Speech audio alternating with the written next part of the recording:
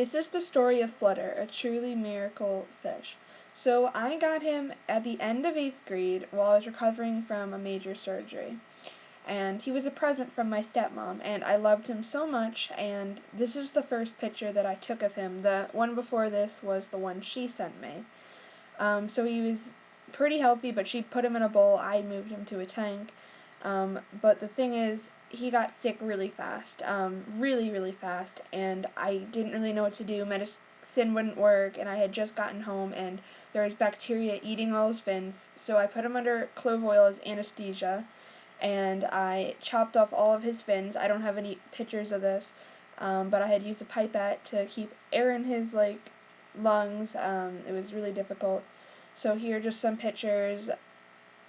The oldest pictures I guess I have of him, because I delete my pictures a lot, but these are not when he got his fins cut off. So then he got into a fight with Bastille. This was this summer, and it was, I was actually really more scared for Bastille because, alright, well, here's Flutter, and you can see he has some very severe damage on him, but this was nothing compared to the past when he had all his fins cut off. And here's Bastille.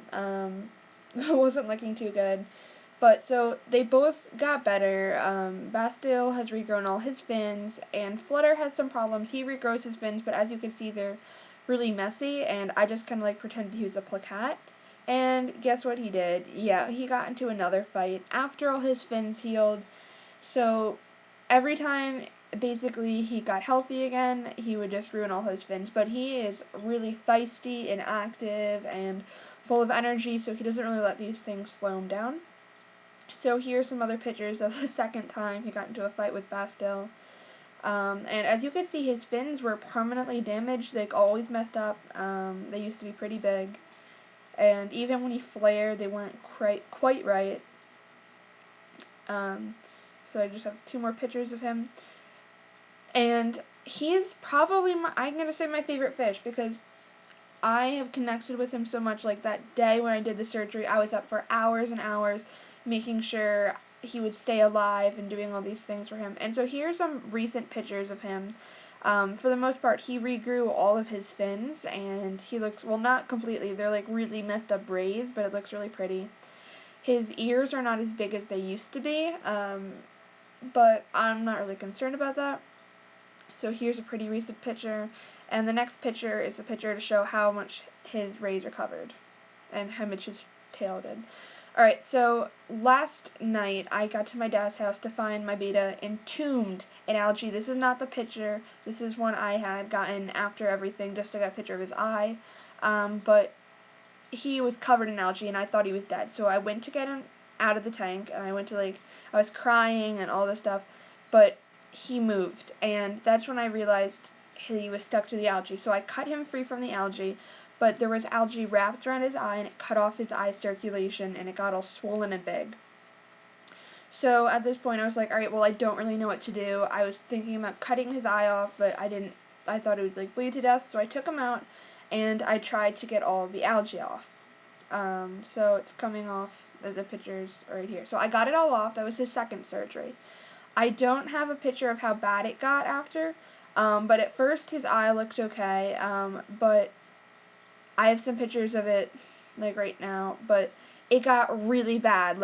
I woke up today, it was huge and covered in, white fuzz, so I amputated his eye. That was his third surgery. He was not under any anesthesia, though, because he's really weak, and so I tied a string around his eye, and pulled it. But if you look on my Instagram, you could see how bad his eye got and why I would need to do it this far. Medication, it was going to spread to the rest of his body.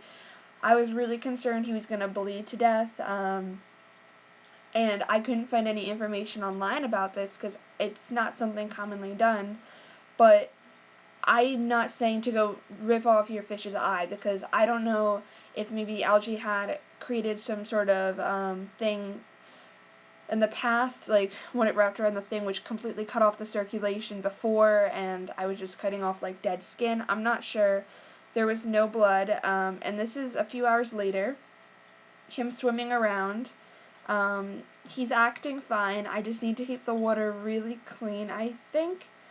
but I will give you an update. So he is, I'm in 10th grade now. I got him in 8th grade, so he's pretty old, 2 years, and I love him so much, and I'm so grateful to have such a beautiful and healthy fish that lives through everything. So thanks for watching the story about Flutter.